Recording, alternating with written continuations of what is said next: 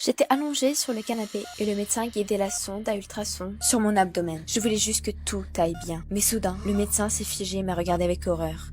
Mon cœur battait à tout rompre. Et puis le docteur a expiré. Votre bébé est un démon.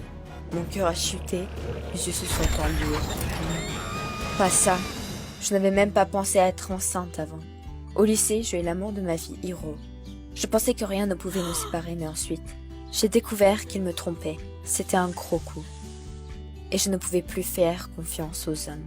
Cet incident m'a fait transformer en une dure à cuite qui sortait tout le temps et changeait de petite amie comme de chemise. Mais un jour, ma vie a changé radicalement. J'ai rencontré Fred et je suis vraiment tombée amoureuse. Bien sûr, j'avais nié au début, pensant que nous avions une liaison pendant quelques semaines. Mais Fred n'était pas comme les autres. Il prenait soin de moi, m'aidait toujours et ne m'a jamais laissé douter de sa loyauté. Il ne s'intéressait à personne d'autre que moi. J'essayais de prendre mes distances, mais Fred continuait à m'inviter à sortir, à me faire plaisir avec de petites choses. Et avant que je ne le sache, je suis tombée éperdument amoureuse.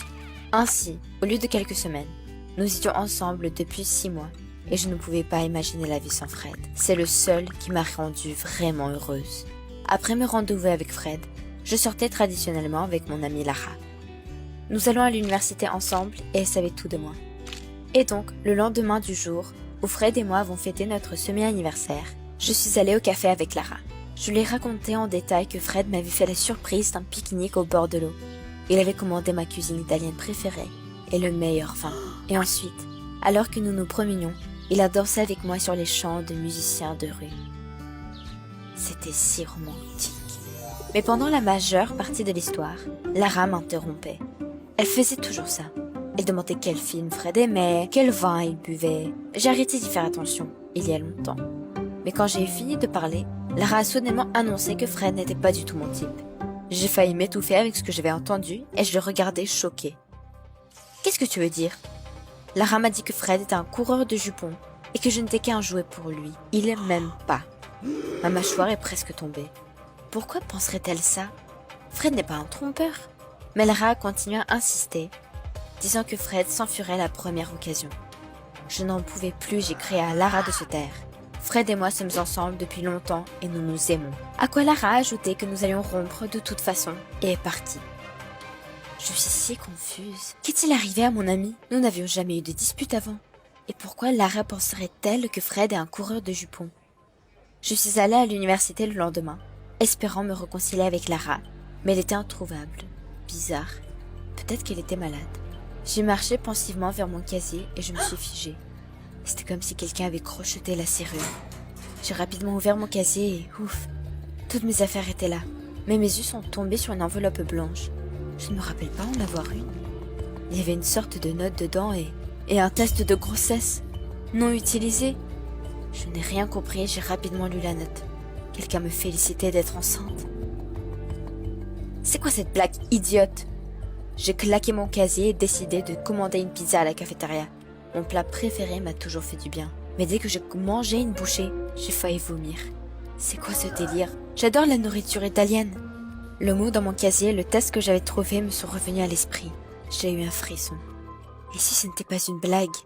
J'ai regardé mon estomac. Je pense que quelque chose a bougé à l'intérieur. Oh non! Laissant tomber la pizza, je me suis précipitée vers mon casier et j'ai sorti le test. Mon cœur battait à tout rompre alors que j'ai couru vers la salle de bain. Je devais le découvrir maintenant. Pendant que j'attendais le résultat, je priais mentalement. Pourvu que ce ne soit pas de lignes. J'ai serré les yeux et regardé le test en expirant. Et à cette seconde, mon cœur s'est effondré. Ce n'était pas une blague. J'étais enceinte. Que faire maintenant? Comment Fred va-t-il réagir? La même pensée horrifiante a traversé mon esprit. Et si Lara avait raison? Et qu'il me quitterait sur le champ? Je suis sortie de la salle de bain avec le test dans mes mains. Soudain, je suis tombée sur Lara. Elle m'a jeté un coup d'œil et a remarqué avec sarcasme que j'avais pris du poids. Mon estomac a grandi ou quoi? Un frisson a parcouru ma colonne vertébrale. J'ai caché le test derrière mon dos et j'ai couru vers la sortie. Quelqu'un savait que j'étais enceinte avant moi. On ne pouvait pas le croire. Mais j'étais encore plus inquiète pour Fred. Les mots de Lara étaient encore dans ma tête. Il te quittera à la première occasion. J'ai eu les larmes aux yeux. Non, il faut tout confirmer. Les tests peuvent être faux, n'est-ce pas? J'ai immédiatement cherché sur Google la clinique la plus proche et je m'y suis précipitée. Le docteur m'a vu tout de suite. J'étais donc là, allongée sur le canapé, et le médecin a déclaré que mon futur enfant était un démon. Je n'arrivais pas à y croire et je pleurais ouvertement. Comment est-ce possible? C'est un vrai cauchemar. Comme si elle avait entendu mes pensées, le médecin m'a montré une échographie. Il est devenu plus difficile à respirer. Au lieu d'un bébé, l'image était celle d'un diable avec des cornes et une queue. Mes yeux se sont immédiatement assombris. J'ai failli m'évanouir et le médecin a immédiatement mis de l'ammoniac sur mon nez. L'odeur piquante m'a fait reprendre mes esprits, mais ça ne m'a pas fait du bien. Mon bébé est un démon. Et le médecin a ajouté prudemment que je ne devais plus m'inquiéter. Je pourrais faire plus de dégâts au bébé. Mais je ne veux pas de bébé, surtout pas un monstre. Les larmes ont immédiatement monté à mes yeux. J'ai demandé tranquillement si je pouvais avorter, mais le médecin a secoué la tête. À cause de la loi, seulement avec la permission du père. J'étais terriblement déprimée. Et j'avais terriblement peur de parler de la grossesse à Fred. Après tout ça, j'étais déjà sûre qu'il allait me quitter. Mais y avait-il un autre moyen? J'ai sangloté, non. Fred devait le découvrir. Les mains tremblantes, je l'ai appelé et je lui ai demandé de me retrouver dans le parc en face de la clinique. L'attente était terrifiante. J'imaginais comment Fred réagirait à la nouvelle de ma grossesse et j'ai presque pleuré. En plus de cela, je tremblais d'inquiétude. Fred me quitterait. Lara avait raison. Lorsque Fred est arrivé, il avait l'air terriblement inquiet et m'a immédiatement pris dans ses bras. Me demandait ce qui n'allait pas et pourquoi j'étais si pâle. Je l'ai fixé dans les yeux, incapable de dire les mots. Mon cœur battait à tout rompre. J'ai soupiré bruyamment et fermé les yeux. Peu importe ce qui allait se passer. Quand j'ai rassemblé mes pensées, j'ai lâché. Je suis enceinte. Et puis, j'ai baissé les yeux. J'avais l'impression que le silence avait duré une éternité.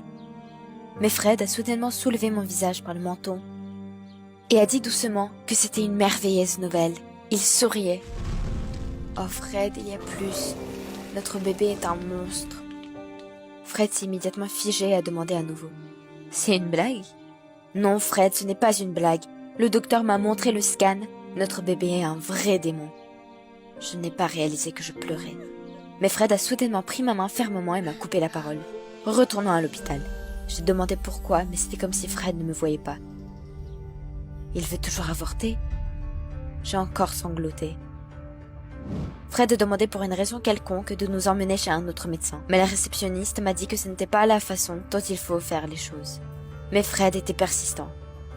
Apparemment, il ne voulait pas ce bébé au point d'exiger le directeur de la clinique. Et j'étais là, allongée sur le canapé, avec le médecin qui guidait à nouveau la sonde à ultrasons sur mon ventre sans dire un mot. Fred a fixé le moniteur de manière tendue. Et puis le docteur a dit qu'aucun monstre ne naîtrait. J'ai sursauté. Mon bébé est-il normal? Mais le docteur a juste secoué la tête. Il n'y a pas de bébé du tout. Je ne suis pas enceinte. J'ai écarquillé les yeux en signe de choc. Mais l'autre médecin avait confirmé ma grossesse il y a une demi-heure. Fred s'est soudainement affaissé. Il était évident qu'il était contrarié. Tu veux dire qu'il voulait que je sois enceinte? J'ai dégluti. Fred, alors tu ne voulais pas avorter? Fred m'a regardé avec horreur. Bien sûr que non. Je voulais juste m'en assurer. Je voulais voir notre bébé. Mais il n'y avait pas de bébé. Qu'est-ce qui se passe ici de toute façon? J'ai eu des vertiges. Ok, ça suffit. On a besoin de prendre l'air. Je me suis levée d'un bond et je suis sortie dans le couloir, mais je me suis figée au coin de la rue. Il y avait Lara au coin de la rue. J'ai immédiatement sursauté en regardant attentivement autour de moi. Que faisait-elle ici? Et soudain, Lara s'est retournée. À la dernière seconde, je me suis appuyée contre le mur. Je ne voulais pas qu'elle le remarque. Je suis restée là un moment sans respirer. Finalement, j'ai entendu la voix calme de Lara. C'est ça. Mais à qui parlait-elle? J'ai regardé dans le coin et j'ai vu Lara qui tendait quelque chose à un docteur. J'ai regardé de plus près. Mon Dieu, c'était le docteur qui m'avait parlé du bébé monstre. Lara a tendu l'enveloppe au médecin, le remerciant pour son aide. Elle ne mérite pas un gars comme Fred. J'étais choquée. Comment Lara a pu me faire ça? Elle m'a fait vivre un cauchemar. J'ai cru que j'allais tout perdre. Et c'était parce qu'elle était jalouse. J'étais vraiment en train d'exploser à l'intérieur et je ne pouvais plus le supporter. Je suis arrivée au coin de la rue et j'ai crié à Lara que j'avais tout entendu.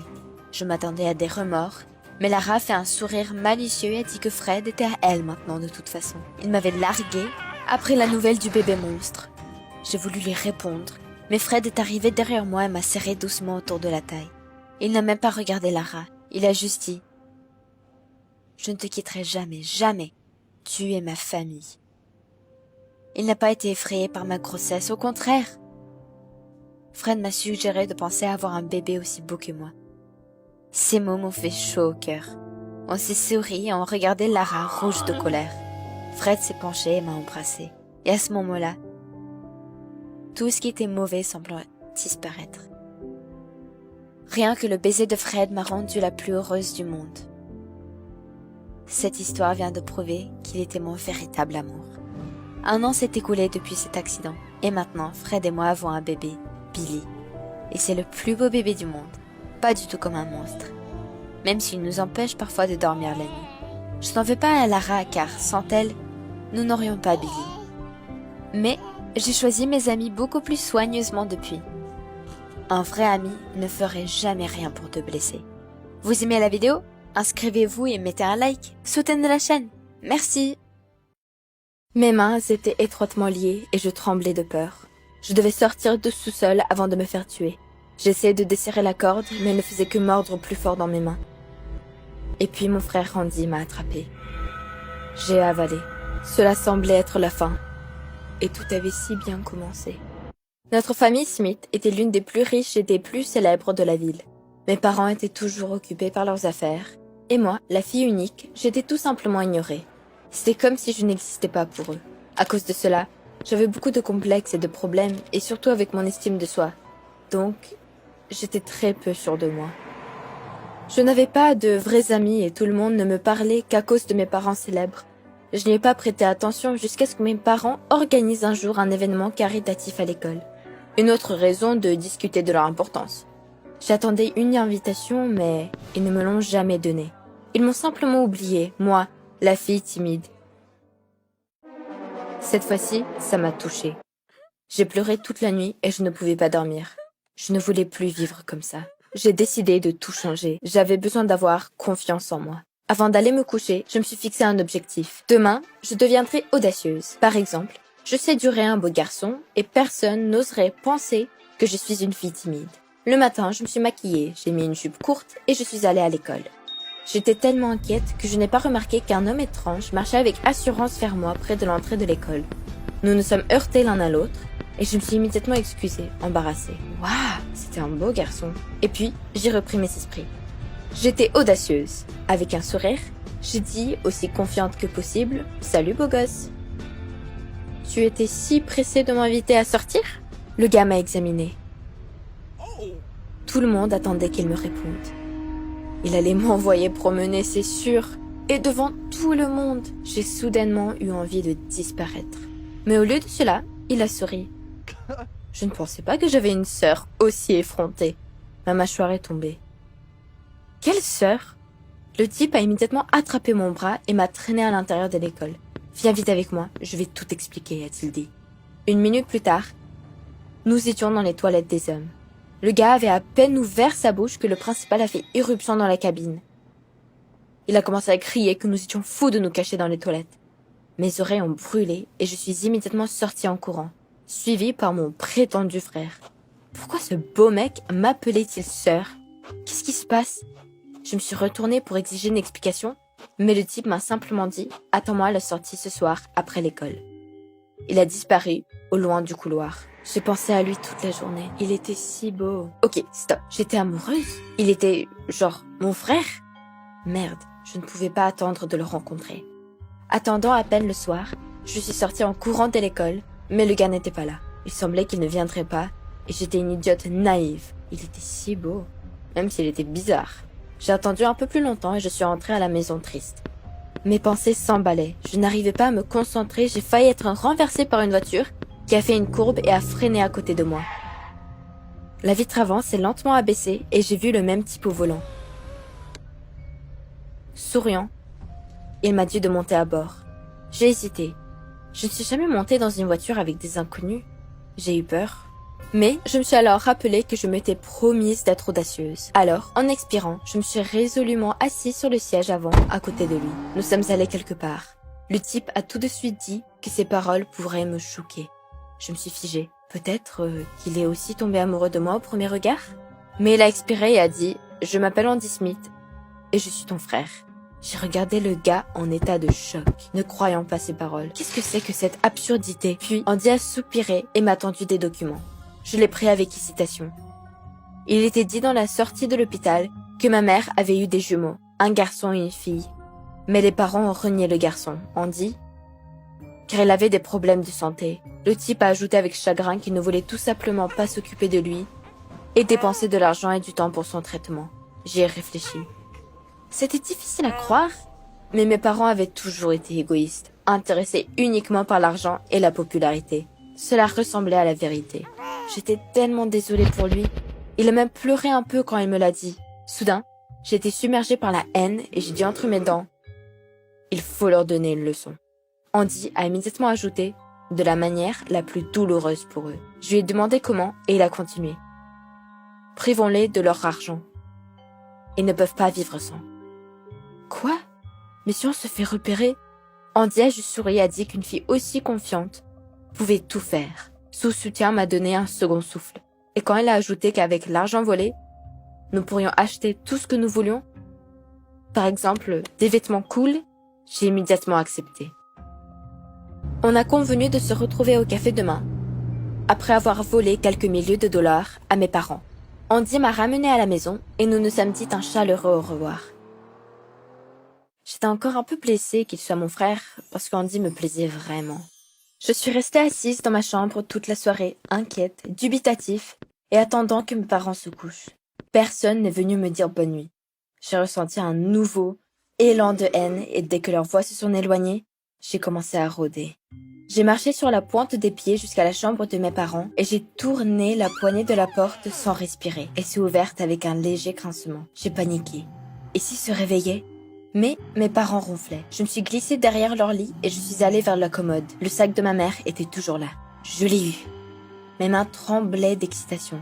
J'ai lentement ouvert la serrure et j'ai commencé à chercher le portefeuille. Où était-il? À ce moment-là, papa a crié « Stop !» Mon cœur s'est effondré. Il était réveillé, sur des jambes raides. Je me suis retournée, mais papa était endormi.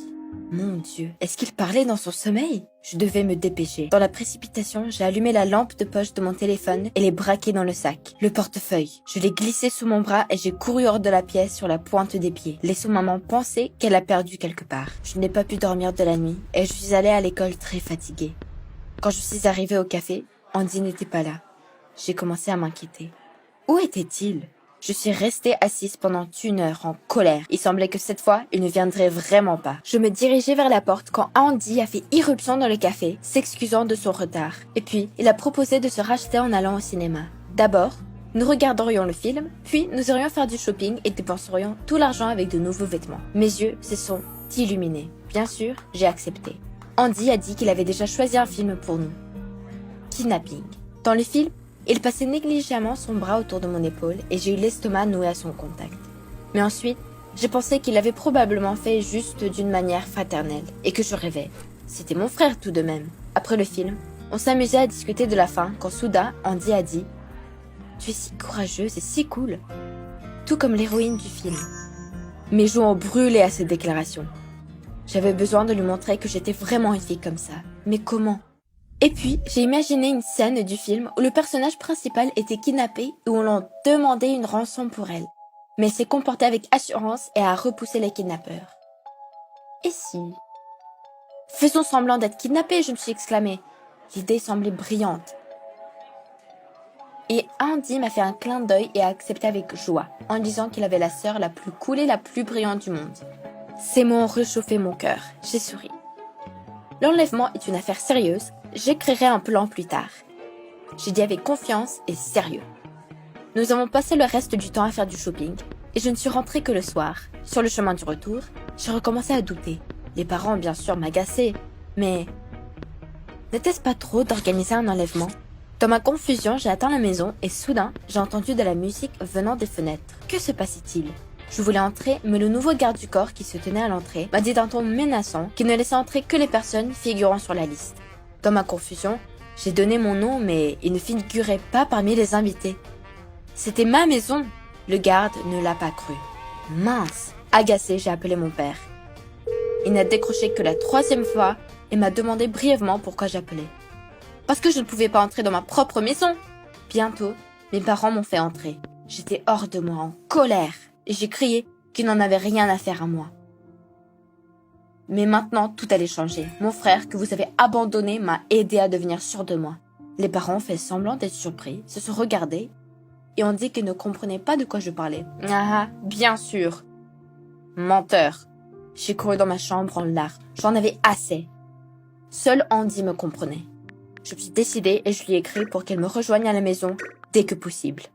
J'ai rapidement rassemblé mes affaires et j'ai grimpé par la fenêtre dans la rue. Andy était déjà arrivé. Il a dit qu'il avait trouvé une maison abandonnée qui serait parfaite pour notre spectacle. J'étais silencieusement d'accord. C'était une bonne chose qu'Andy soit si intelligent. Sans lui, je m'effondrerais. Quand on s'est arrêté à la station-service, j'attendais Andy dans la voiture et j'ai soudain remarqué que mon rouge à lèvres était étalé. Il n'y avait pas de serviette, alors j'ai décidé de regarder dans la boîte à gants.